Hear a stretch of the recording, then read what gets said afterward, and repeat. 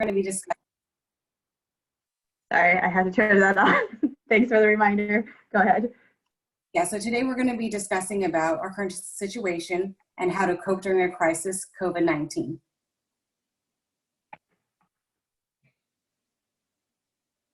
So we're just going to go over the agenda for today. We thought that because of Mental Health Awareness Month, which is in May, we would kind of present this series so that we can talk about different topics related to mental health. Mental health may not be something that we talk about a lot in Asian Americans, so we really want to highlight that. And especially right now during the current pandemic, we know many of us are dealing with a lot of uncertainty, where we have anxiety, we have stress, there's a lot of isolation going on. So we're going to talk about that a little bit, and then we'll also touch a little bit about the micro and macroaggressions that we see with racism going on because of the coronavirus, and how to handle them effectively. And after that, we'll have a panel discussion with our mental health professionals, and then we'll follow that up with a journaling activity. So remember to grab a pen and some paper and a journal if you have that, if you want to participate, and then we can have final questions and answers after that.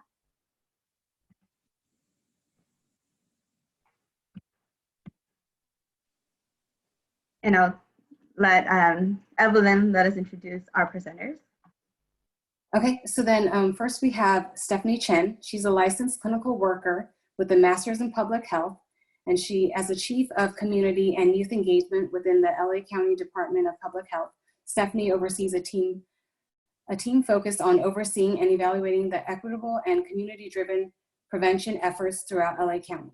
And we also have Dr. Liang, an assistant professor and the director of clinical psychology PsyD program at the California School of Professional Psychology at Alliant International University, Fresno, and is a licensed psychologist who specializes in working with young adults on issues related to identity, family, trauma, weight, eating, and body image concerns. And next up, I'm going to introduce Dr. Nellie Tran first. She is an associate professor at San Diego State University, an activist scholar, and the vice president of the Asian American Psychological Association. She is also the daughter of Vietnamese refugees.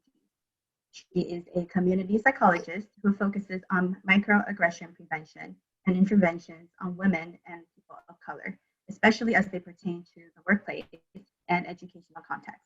And Dr. Tran also just had a baby and is currently on maternity leave. So we are especially grateful for her willingness to step away from her mom duties in order to join us today. And last but not least, I am pleased to introduce Luann Vu as our last presenter for today. She is a fellow board member from TAP Orange County, and she's the co-chair for mentorship. She's also a Reiki master teacher, life and wellness coach. In this role, she helps people from diverse backgrounds stress less, set goals, and fulfill their deepest passions and dreams. She also actively volunteers and contributes to those in need in her daily life and loves nature and hiking. She has a talent for connecting with people, and I know that several of you are here today because she invited you. So we're grateful for her for being here, and she will be leading our journaling activity later on. So without further ado, we're gonna turn the time over to Stephanie for the presentation of our topics. Let me pull up those. Hi everyone. Hope everyone's doing okay. Can everyone hear me? Great. I'll be giving a brief presentation on how to cope with coronavirus during this time, but I'll be generally reviewing some topics that we can discuss more during the panel. So here we go. Next slide. So as we all know, COVID-19 is a global pandemic, and that continues to challenge countries all over the world and will continue to infect millions of people around the world over the next coming months. It's now the leading cause of death. And for those of us who are practicing physical distancing and quarantining after exposure, we're flattening the curve. So in public health terms, that just means that a slower infection rate means a less stressed healthcare system. The data I'll present is from the CDC, but because again, we have delays in testing, numbers aren't accurate, but it can still paint a pretty broad picture of where we are here in the States. Next slide. So you can see from this graph that there's been exponential growth in cases reported, and we'll continue to see that until we flatten the curve. Next slide. And also, depending on where you live, cases do vary by vicinity and where you are. So different jurisdictions are responding to those cases. Next slide. What we could pull from demographic data is minimal. From the CDC data, only 24% report a specified racial category, which means there's a remaining 76% that we can't account for. But even if we look at that data set, we can see that 18% identify as Hispanic Latino. Next slide. If we just aggregate by race, we can also see that a majority of the cases reported don't have data on race. Next slide.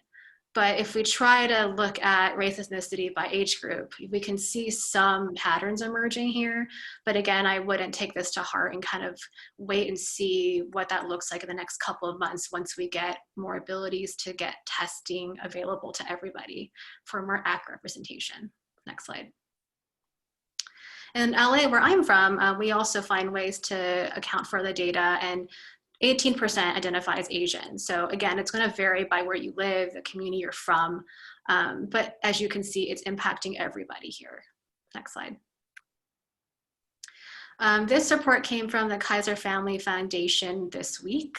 And there are emerging data to show that coronavirus is negatively impacting people's mental health status, especially here when people are sheltering in place, which is mandatory for some states. Next slide.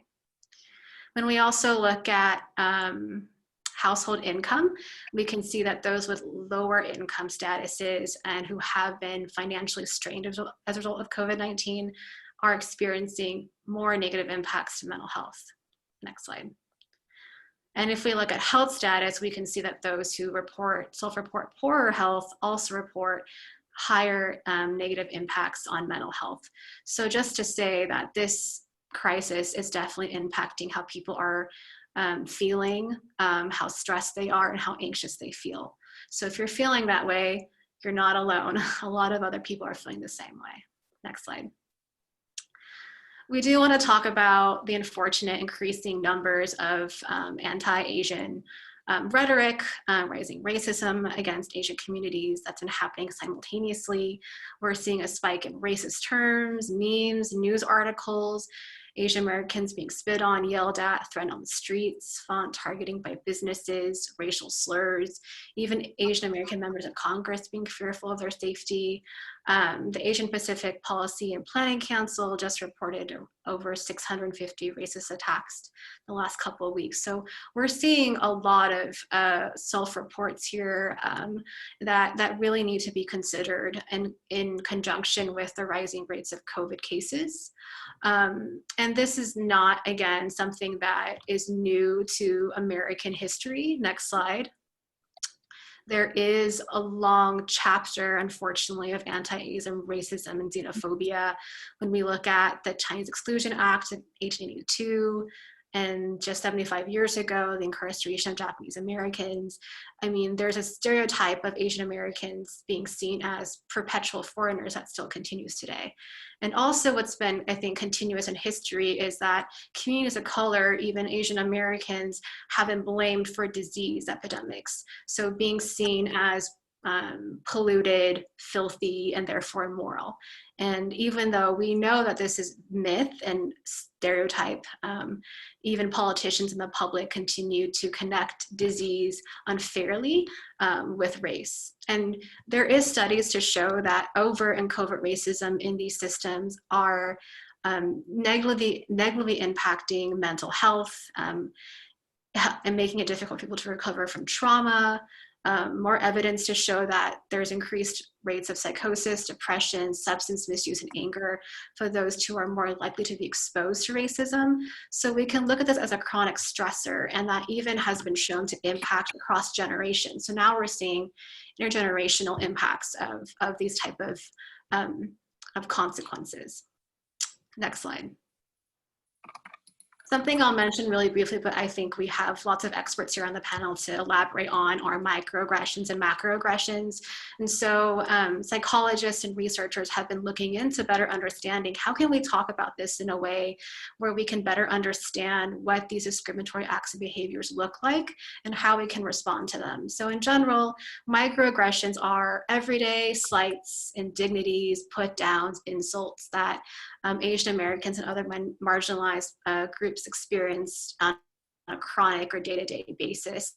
And they tend to be implicated by individuals who are often unaware that they've engaged in an offensive way. Microaggressions are discussed usually in a racial context, but now it's been broadened to include gender, sexual orientation, disability, or religion.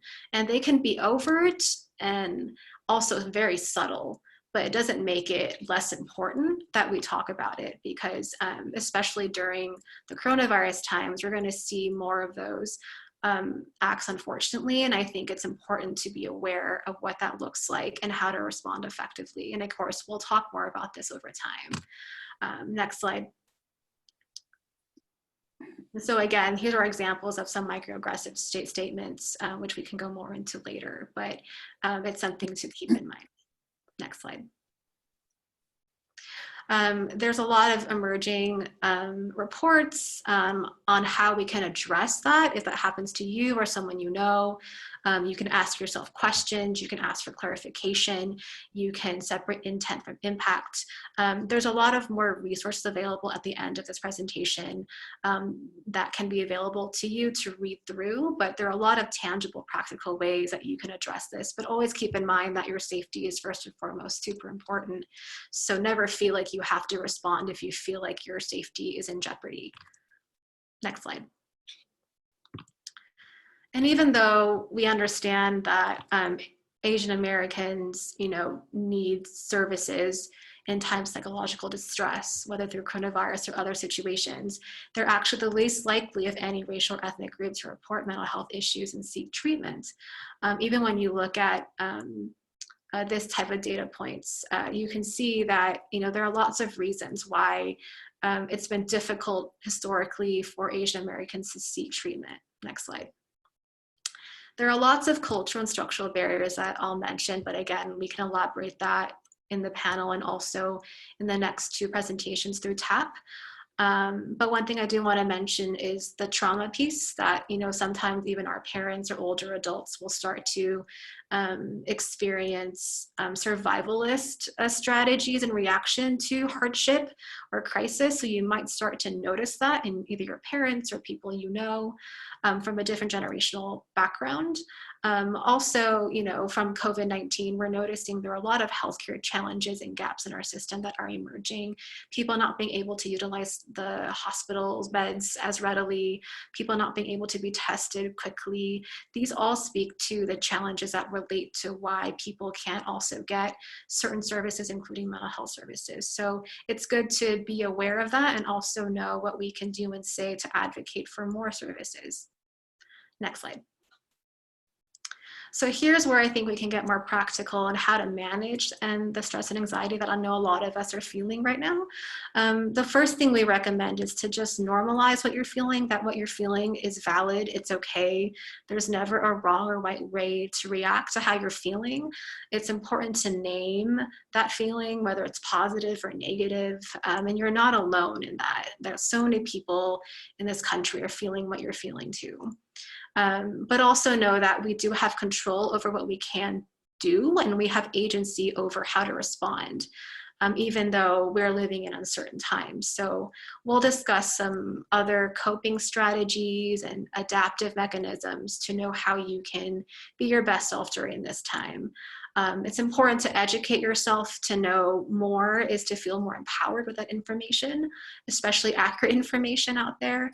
And also connecting with others is very important right now, nurturing the healthy relationships in your life. Social isolation, loneliness are big risk factors for depression, anxiety, and other mental health conditions. So that's really important to keep in mind, especially as we practice physical distancing. And last but not least, it's always okay to ask for help. You always have permission to empower yourself to seek additional services. Just like any person will go to the doctor to fix their broken leg, you also have the ability to seek services to address your own mental health needs to stay healthy. Next slide. Some more practical strategies that you can read through. Some that I like are creating a sense of normalcy. So making sure you have a routine and structure to your day, not forgetting to stay hydrated, to eat, to sleep. Sometimes we forget that when we're under a very stressful time. Inhibiting the amount of exposure to news can be helpful. While it's good to be informed, it can also exacerbate your anxiety and stress. So know yourself and know when it's okay to stop. Seek what gives you joy. We can still enjoy things in our lives even though we're living in very strange times and we're physically separated from people we care about. Technology allows us to schedule phone calls with people we want to see. Gratitude journals like the one we're doing today can be helpful. Mindfulness activities, anything that brings you joy and happiness can help relieve that stress during this time. For those of us who are going through financial stress, it's important to identify what those stressors are, try to problem solve and make a plan, but also know that it's a stressful time and to be reflective of how you're reacting to that. Sometimes people have recommended to learn a new skill, to be creative during this time. If you have extra time to do that for yourself, seeking financial planners or credit counseling support. This one I think is really big and hopefully we can talk about more in the panel, but setting healthy psychological boundaries with people in your life. It's always okay to say no if you feel like it's going to improve your self-care, because taking care of yourself is first and foremost before you can take care of others. And lastly, you know, we have people in our lives who are more at risk for COVID, especially the older adults, whether they're our parents or loved ones or people we know, our neighbors. It's important to keep them in mind, to check in on them. They tend to be more at risk for isolation. But also know that we're also doing the best we can. And during uncertain times, just knowing that you're not perfect, but you're doing the best you can is enough. Next slide. And the last thing I want to mention is the third point that, you know, a lot of us do have the privilege to use our voice to advocate. So whether it's exercising your right to vote, to clean the census, partnering in solidarity with other allied organizations that also feel marginalized during this time, I think it's important to coalesce and to feel committed to making sure that we're protecting our own communities. Next slide. And I think that's it. We just have some general resources and references for you to view more in depth, whether it's general COVID resources, next slide, or more specific API resources for mental health bias and microaggressions. There's also a lot of great stuff through the AAPA resource document. It's a compilation of additional resources that are highly recommended, as well as the implicit bias test at the end. I thought that was really good to include because a lot of us do have implicit biases, and it's important to be aware of what those are and to acknowledge them too. So thank you so much.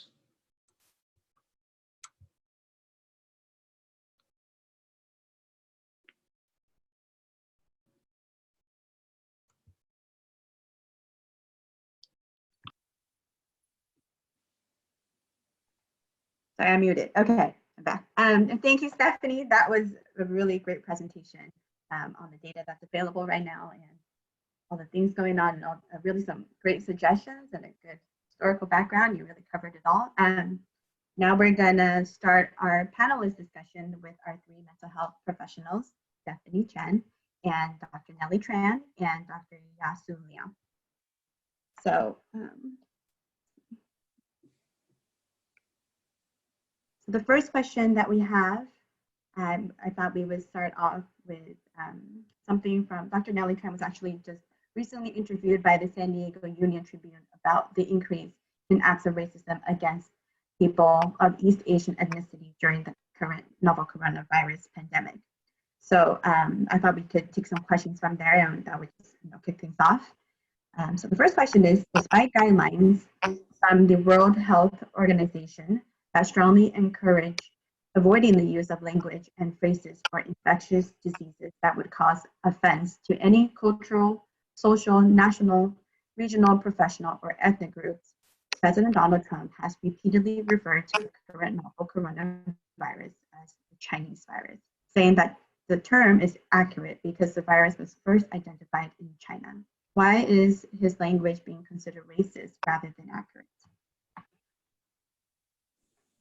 This is a great question because our leaders are using this language, and it's important for us to think about what the repercussions are. And the World Health Organization actually in 2015 put out a statement asking folks not to use language and naming that would bring about bias or discrimination towards any one group. So by calling it the Chinese virus, it already violates that particular recommendation. And so that's first and foremost. But more importantly, I think it's racist because it's singling out a particular group, and in many ways it's intentionally miseducating people. It could be said that that the coronavirus was first discovered in China, but you could also reframe it to say that that the Chinese people were the first victims of the coronavirus. And so just that simple reframe then puts us all kind of in the same community of people rather than othering some folks as some sort of perpetrator in this particular situation. So it really begs the question of who does it benefit when we name things in this way. It also doesn't help us to, it's not accurate, it doesn't help us to learn anything about the virus in order to protect ourselves.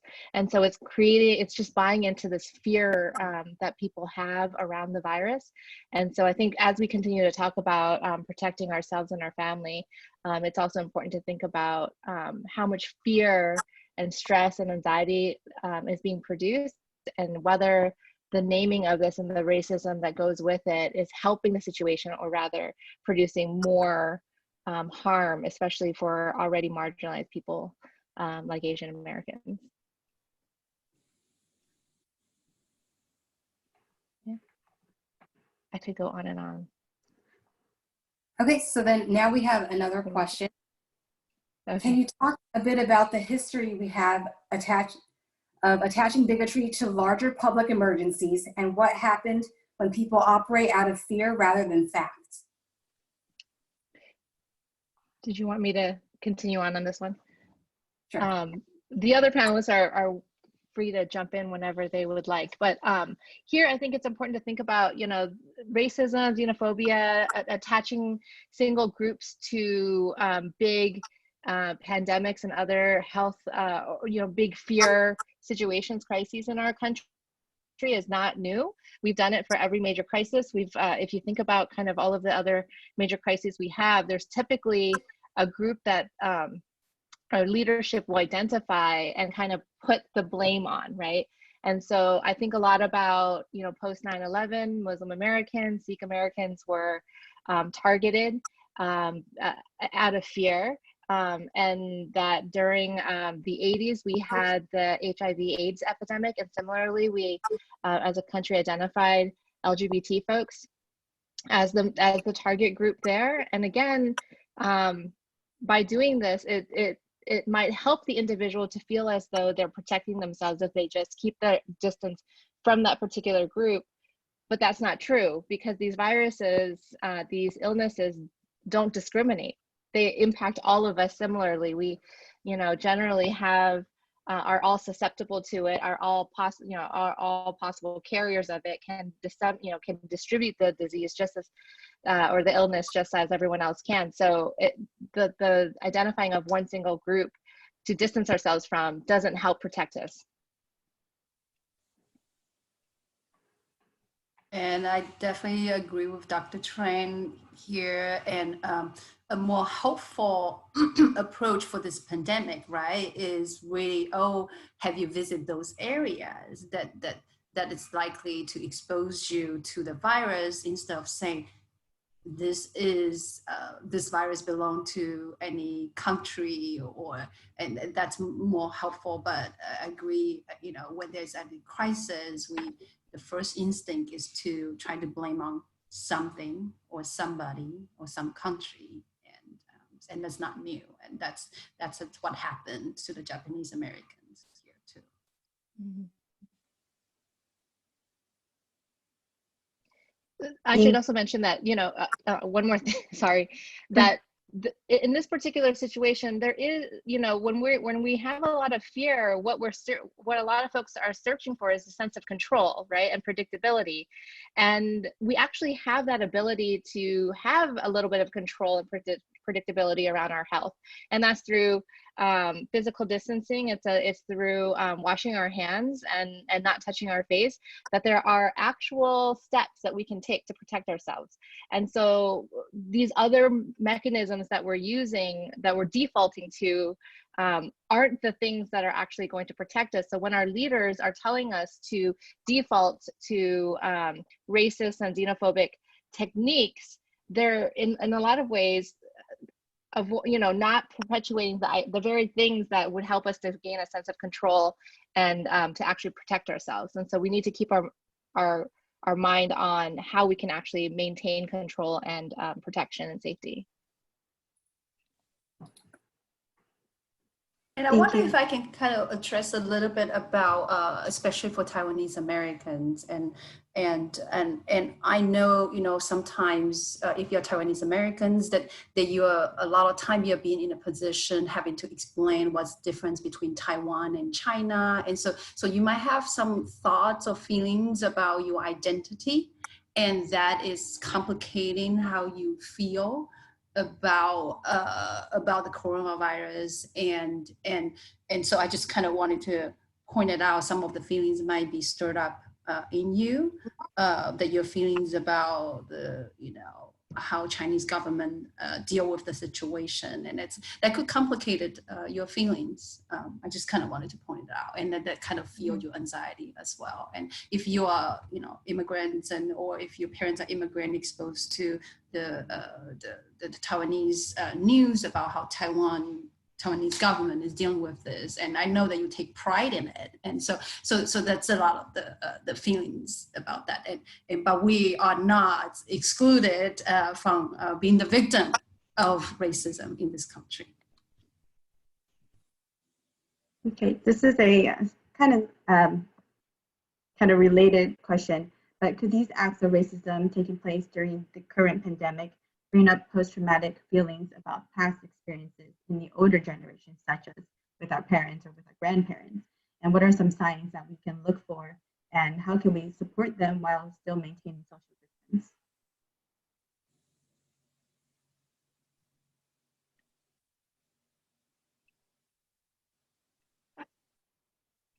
I can start on that one.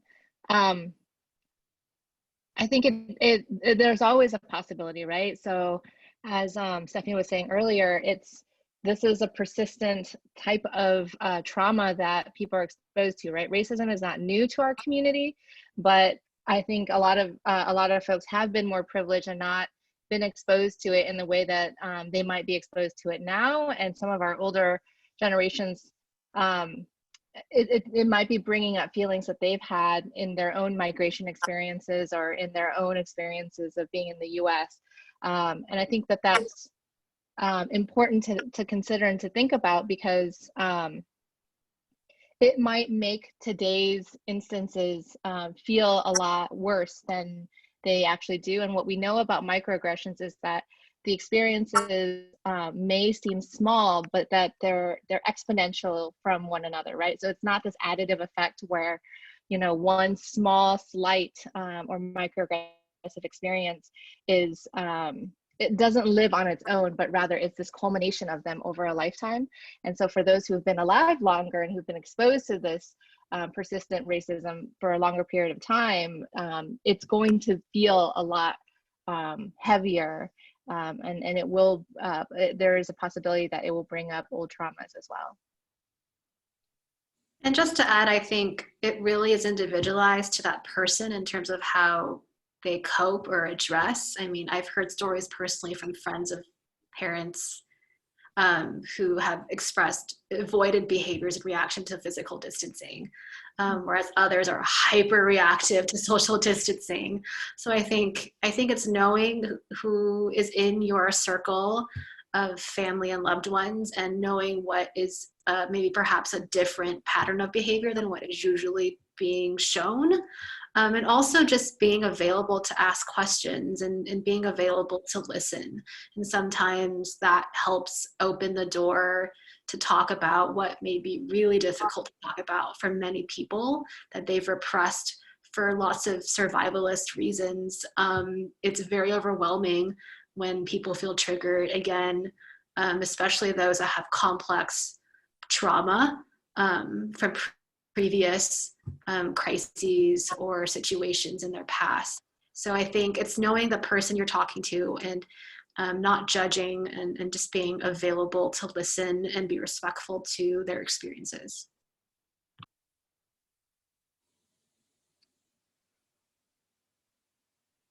Okay, so the next question is, the FBI reported that Chinese and Asian Americans are now experiencing increased hate crimes due to the coronavirus global outbreak. If we encounter this in our community, what are some things we can do to respond that will promote learning instead of fueling the fire? What are some appropriate things to say if we encounter this personally?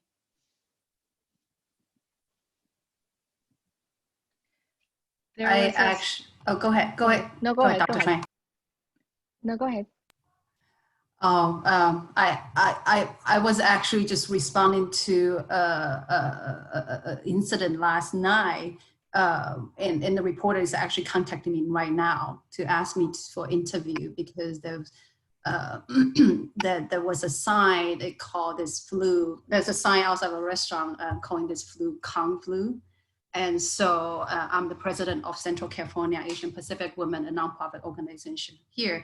And so I find myself, I had to respond to that kind of situation. And so what I can say, you know, since that I am in the position of power and privilege, that I am able to speak with my community on this incident. Definitely I address the racism. I address how fueling racism is unacceptable in our community. And I also emphasize how long Asian Americans have been contributing in this country for well over a century. And so that's how I address it in this position. But I know personally, and also talking with community members, they have taken measures to really prepare what they are gonna say if they are gonna encounter a racist attack at Costco. You know, they actually had that conversation with their family members, and it's sad that we have to prepare, you know, during this pandemic. But that's what I see, that the community has been reacting, and it seems like people are managing the best they can, and we all have different kind of power, and we are in a different spaces. So I think that we can address it in a different way. But Dr. Tran have something to say. I totally agree. I mean, it's important that those of us who can use our voice and power do, and that we not judge one another and how we respond in the moment, because you're being traumatized, right? You're a victim of a racist incident, no matter how small it is, and so you can't be expected to be acting as though you weren't just traumatized, right? You were there was a blow. And so I think as much as we prepare for it, you can only prepare so much. And so I think there was a list that was on this the presentation earlier with 5 questions that I think are really helpful to think about in responding. Right now, I think it's really important for us to think about, is it safe for you? Is it physically safe for you to respond in this particular situation?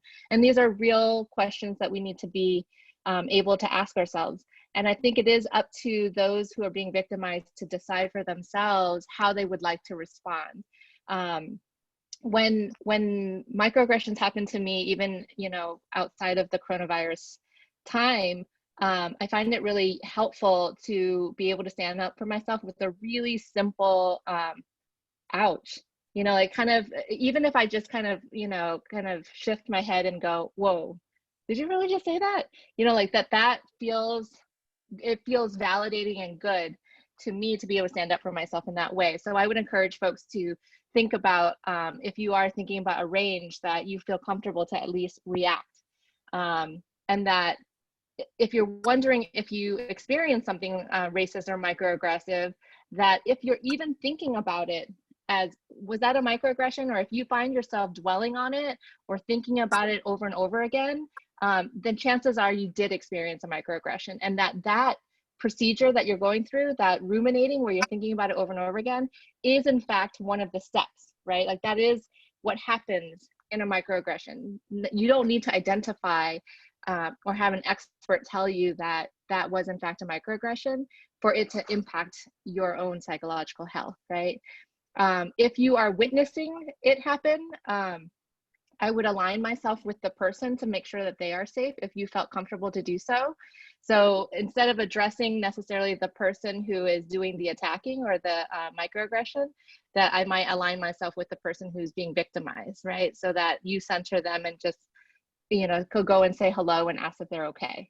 And if they would like to come and shop with you, if you're like at a Costco or something like that, so that they have an ally who can walk away with them, right? So instead of engaging and escalating, that you're taking care of and centering the person that you're there to protect and to care for.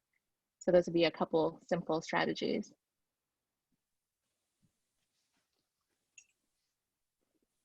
Okay, this is also a related question, but kind of more directed towards our younger generation. So if we hear about an increase in bullying toward Asian American children, what are some things that we can say to the affected children? How can this be addressed when schools have been shut down and there's not as much teacher supervision taking place? I'll start the answer, but I think it's a really complicated question, because depending on how old that child is, you'll have to respond according to their cognitive capacity. I think even adults sometimes struggle on how to talk about racism. Even now, I feel like this is an uncomfortable conversation, but that has to be had. So I think it's about knowing your child and knowing that relationship first, and starting with where your child is and asking what happened, asking in their terms, using their terminology, because they may not be speaking in microaggression terms, but they may be saying it in a way that's different. But you'll have to use their words to explain why they felt that way, what they can do. So I'll start there, but want to see if anyone else wants to add anything.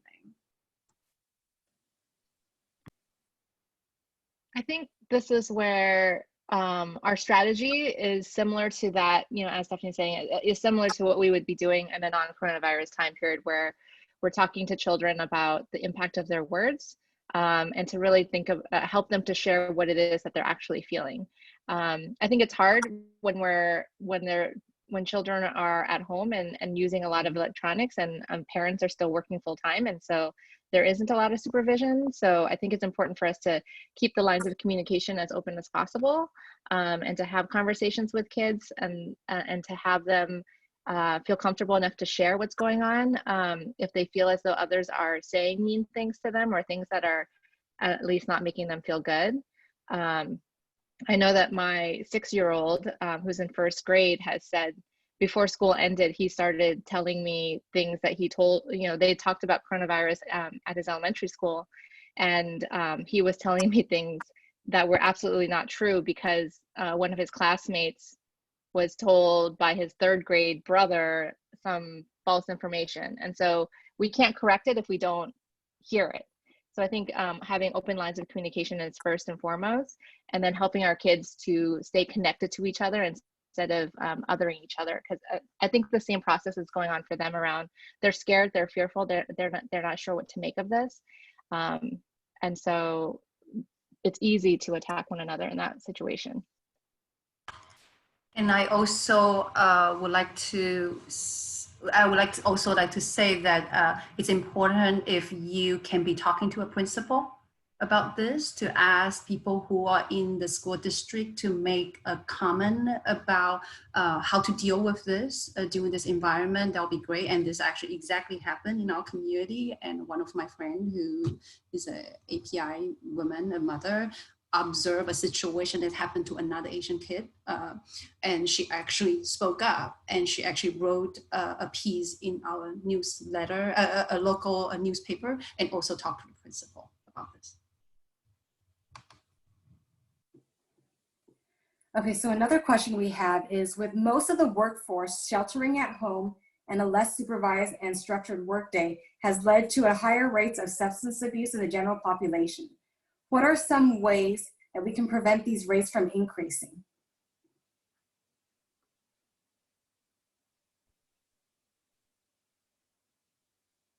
I can start. I think that's also a challenging question, because substance use in some cultures is much more acceptable to see than to have someone talk about depression or other more intense cases of mental health symptoms.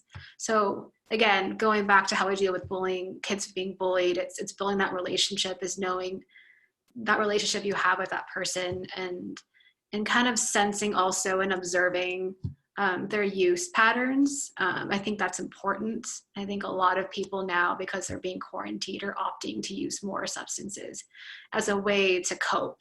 And in some situations that can lead to a very unhealthy coping strategy, especially when that can lead to addiction, which is really difficult during this time when we're all on lockdown and socially isolated. So, I mean, I would always start with the relationship piece and making sure you know who you're talking to, that you understand the situation first and observe before you make any recommendations. And it's a really difficult subject, especially for those that may have had a history of recovery that might be relapsing. I mean, that's another conversation, but it is tied into stressful situations like the coronavirus, which is just good to be aware of if it happens to someone you know.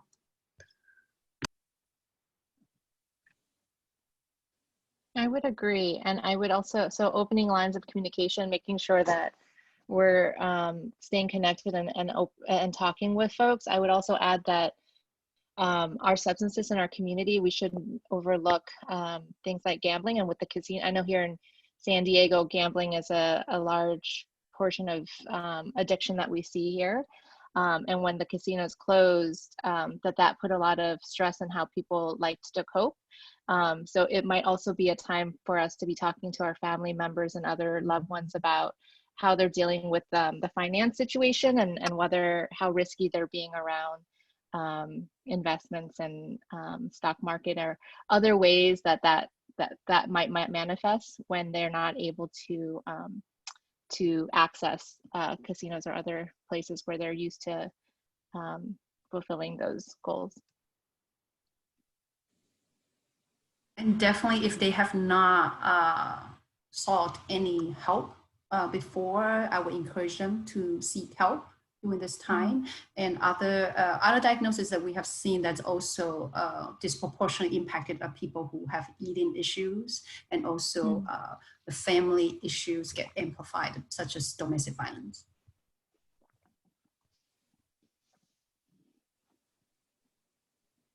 All right, this is one of our pre-submitted questions, and maybe this will help guide our direction towards more positive ways to deal with the stress and anxiety that we are dealing with.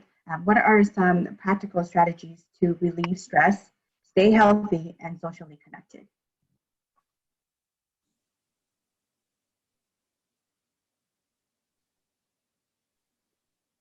This depends a lot on what you have going on at home. So whether if you are sheltered in place with family, how many generations do you have at home?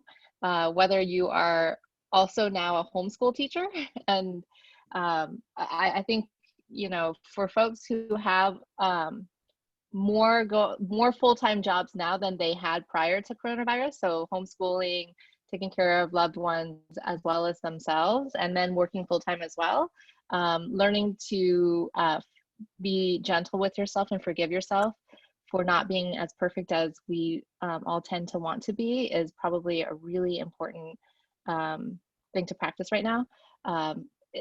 You can't do it all. You're not supposed to have to do it all, and you're in the time of a pandemic, and it doesn't make sense for life to go on as usual for each of those individual jobs, let alone for all of them to be coexisting within one house without the resources that we're used to outside of our home and with our communities.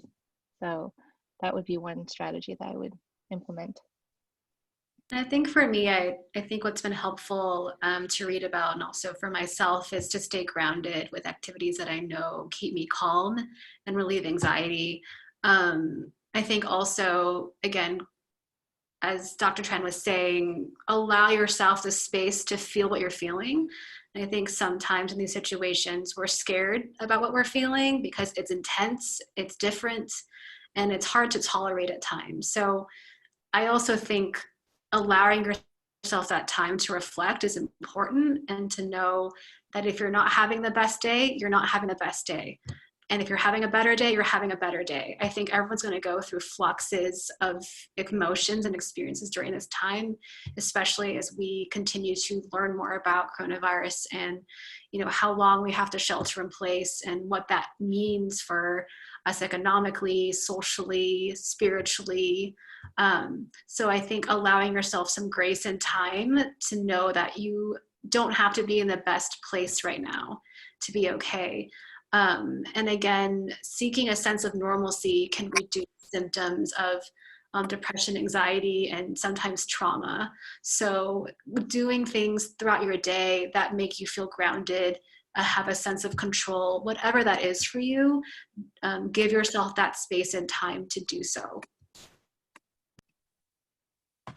Those are well said. I think that, that's great suggestion. I will recommend go through the Stephanie's PowerPoint. There was one slide on what to do, and I would say write down what would that look like for you for each bullet point, and that kind of adjust to what works for you based on how many people in your house and where you are, and to remember it's kind of stages, right?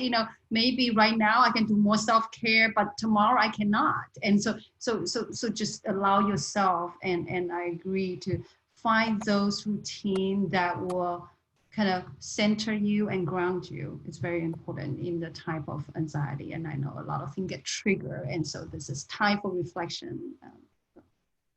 Thank you.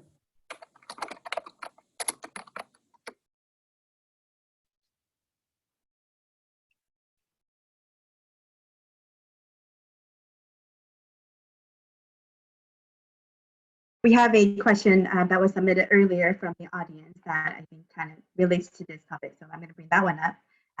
How do we deal with the varying levels of anxiety and fear of the COVID-19 virus in one household with so many different opinions?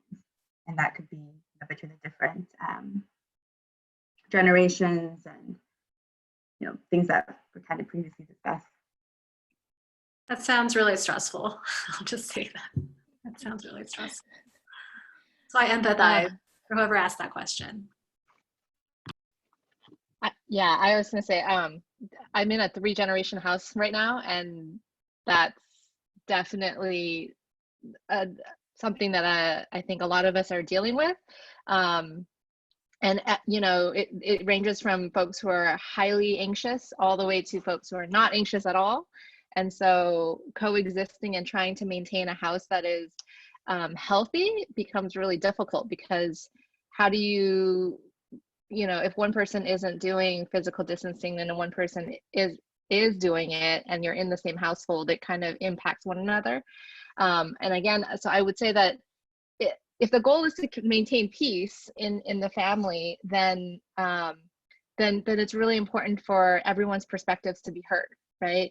That we're not hypercritical of one another and how we're thinking about it and feeling about it, because oftentimes, in households where we tend to be hypercritical and we tend to be really combative with one another when we have differing opinions.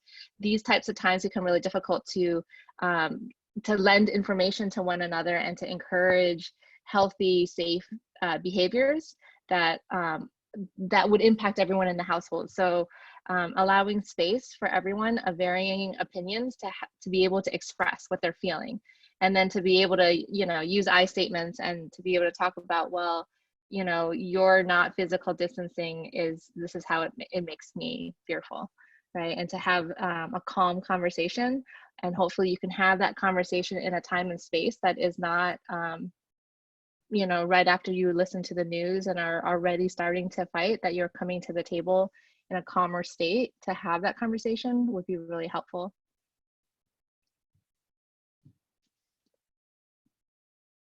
Okay, so another pre-submitted question we have, especially during this time where everything is going virtual, are therapy apps like BetterHelp and Talkspace as effective as seeing an in-person therapist?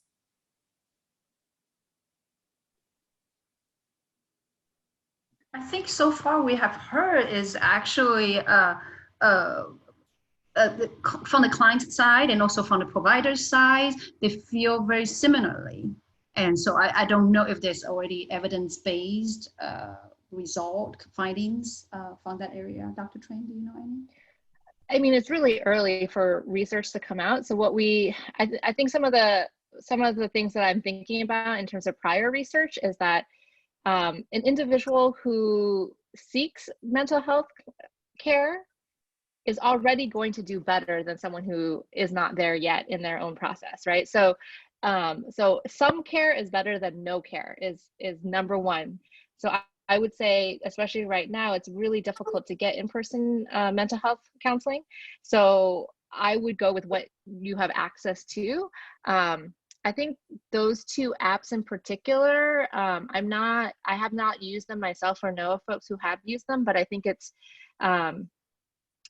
important to maintain a relationship and to maintain the depth of relationship. So if you have a counselor that you had been seeing face-to-face and have moved on to a virtual platform or to do telehealth, I think that works well. If you're starting a new relationship, that could be difficult, and I hope that folks will just know that it usually takes 6 sessions for you to start to see an impact of the therapeutic relationship. And so to maintain that and not to expect miracles from one appointment, right, is probably most important. But I would encourage folks to seek help how you can. These are unprecedented times, and to make use of all the resources you have access to, even if it's telehealth and that's all you have access to, use it, because you're worth it, and we all deserve all the resources that we have access to.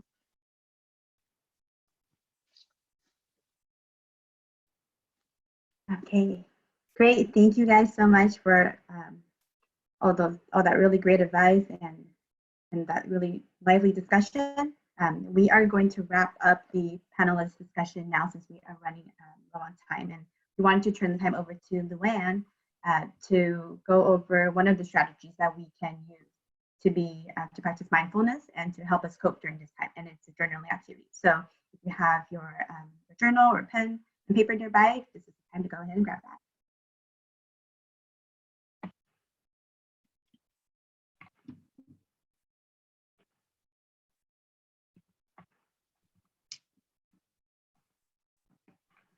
And I'm going to pull up these slides.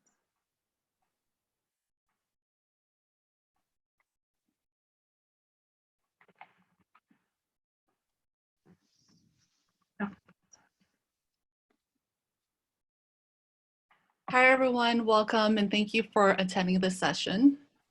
So we can go to the next slide. I wanted to ask, how do you feel today? A lot of the times it's a simple question that we don't ask ourselves or other people. So think about how you're feeling today, not just during this time, but every day. And it's okay to ask yourself that question. It's okay to give yourself that attention. This photo I took was a couple years ago in Halloween, and I took it as a joke in a way, right? Because I'm in a Halloween costume, but really deep down, that's actually how I was feeling at that time. And no one really asked me how you're feeling, how you're doing. And I didn't know how to process my thoughts or feelings. And I was stuck in a rut for a really long time until I really discovered in how to process my thoughts. So journaling was one of the things that helped me through the years. So in the next slide. So I want you to understand the benefits of journaling and why it can help you. A lot of the times with my clients and people that I talk to, they have so many different thoughts in their head, right? So many things going on, the recurring thoughts that plays back, you know, every single day, so many times in a day, and they don't know how to process it. And journaling is a very simple thing that you can actually do, no matter where you are, wherever you are, and especially by yourself when you're trying to process all of these thoughts. So writing down your thoughts help you to gain clarity. It helps you to make a decision or solve your problem faster because it's not just in your head only. You're letting it go, you're writing it down, you see what you're writing so that you can process that better. And it will give you a more positive state of mind and feeling for what you have as well, because every day someone's thinking about something that they don't have or that they lack, especially during this time when we're trying to process what's going on. We don't see the people that we love. We can't go out anymore. So we feel like we're missing out on a lot of different things and that we're having a lot of like lack in our life. But in reality though, it's the things that we do have is something that we should really be grateful for, right? The people who are healthy in our lives, the shelter that we have, the food, you know, all those things are really in abundance of what we do have and what we can feel really grateful for. And another bullet of like, you can have more focus on the things that you want to achieve when you journal. Writing those goals or things that you want to achieve and you see it right then and there is something that you could be more focused on versus something that you have no idea what you want to focus and achieve.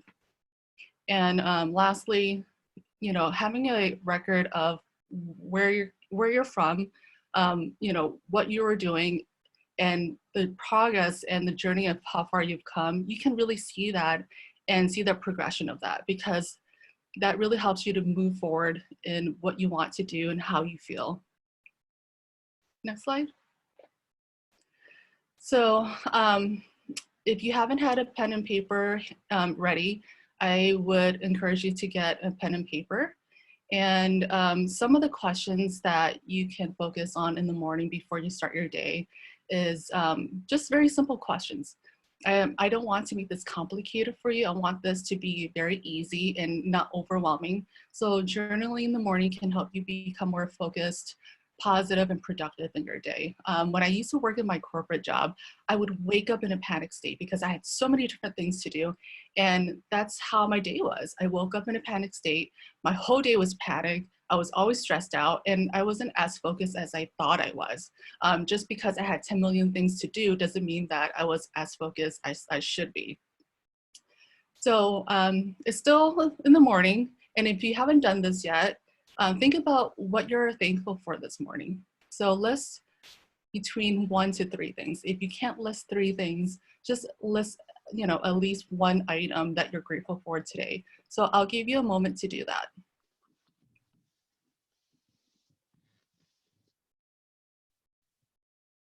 It could be something very simple. You know, I woke up and I have this house, this shelter. You know, my kids are healthy. It could be I'm healthy, right?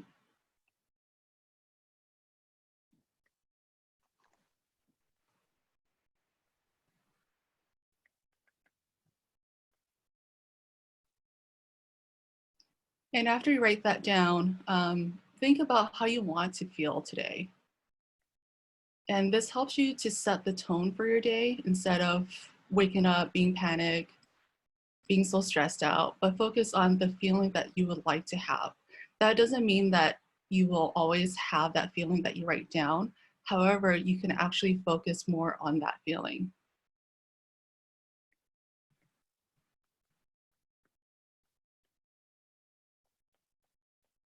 And if you want to expand, you can do the next one, which is, what do you want to achieve today? So you can think, okay, well, it's the weekend. I don't want to do anything at all, which I've had people say to me, and that's perfectly fine if you don't want to do anything at all, because we're not always driven to be productive 24/7. However, it could just be, you know, get caught up with laundry. It could be just as simple as that. So if you haven't written anything down for today, write 1 to 3 things down.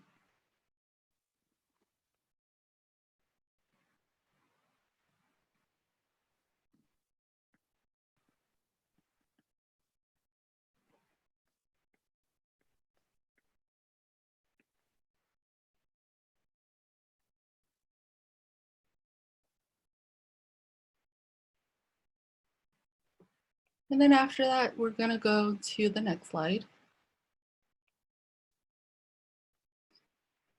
So it's also great to do an evening journal as well, reviewing your day. So a lot of the times, if something goes wrong in our day, we're so focused on that. My day was terrible because this happened. And we're focused on what went wrong, why did it go wrong, how it didn't make us feel so great, and maybe even really be hard on ourselves. And we have this negative self-talk of, I'm such a terrible person, I'm not a good person, and it just gets out of control. So it's okay for things to go wrong in a day, but instead of just hyper-focusing on that, think about the lessons that you learned that day, right? What can you actually do to improve? So instead of beating yourself up, acknowledge where you are, just write what you can improve. And then the next step is to think about what you're thankful for today. So I want you to write these questions down so that tonight you can actually answer them.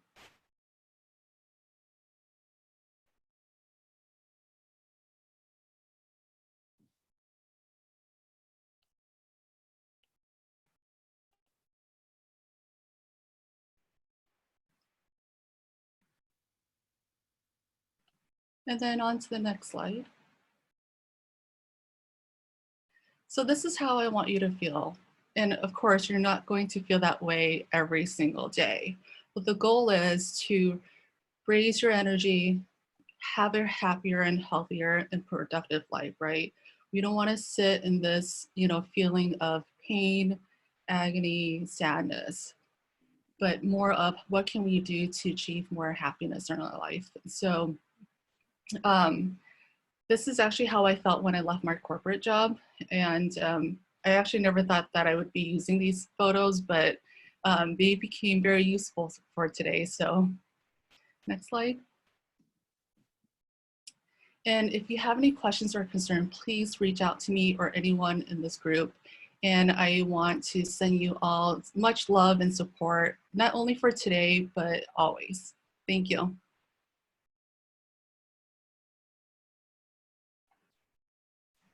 That was great. Thank you, Luann, for going over that with us. And this is great to even, not during COVID-19, we can use this for our daily life in the future too. I'm going to share, hold on.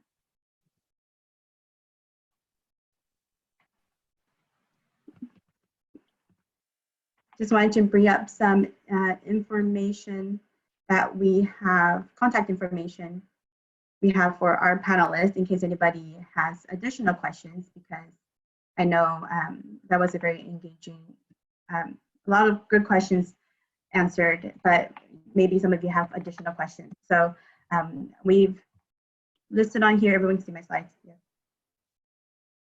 Okay. We have their email addresses if you want to reach out to them if you have additional questions. And I also wanted to recognize the California Association for Licensed Professional Clinical Counselors for helping us get connected to Dr. Tran and Dr. Liang. That was a tip from one of our fellow board members in the San Diego chapter, Jojo. So I want to thank Jojo for connecting us. And if you want to find out more information about them, their website and their Instagram. And we will share these slides with you guys so you can have this information as well.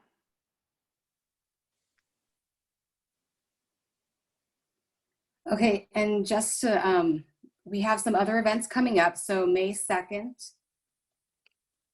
and May 9th, we have other mental health series. So please stay tuned for that and go to the Facebook page for all the different TAP chapters that are sponsoring this. And then you can sign up to the next events that are coming up.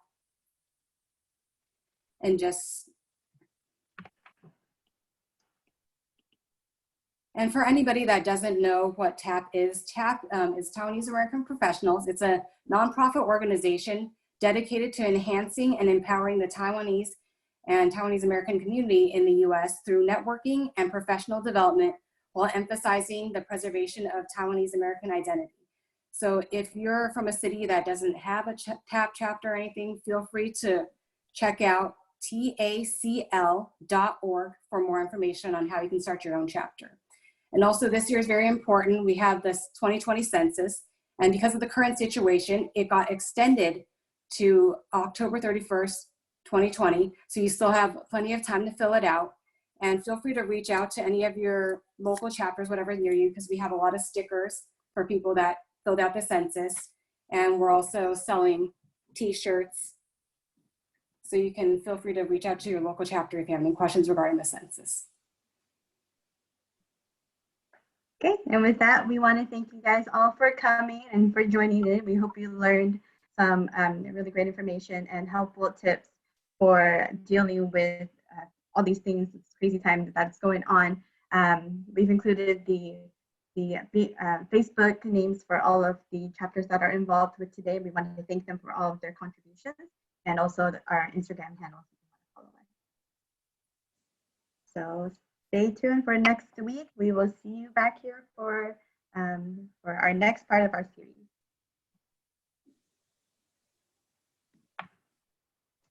Let me see.